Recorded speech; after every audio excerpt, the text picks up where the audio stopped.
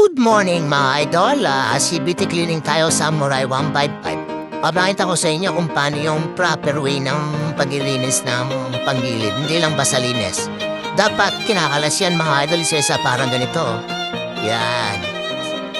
Para make sure na nililinis natin ng maayos yung mga parts ng CBT para talagang sulit naman yung bayad ni customer. Hindi yung lilinisin mo, hindi mo naman babarlasin, wala rin. Kaya mas maganda talaga, kalas lahat yan.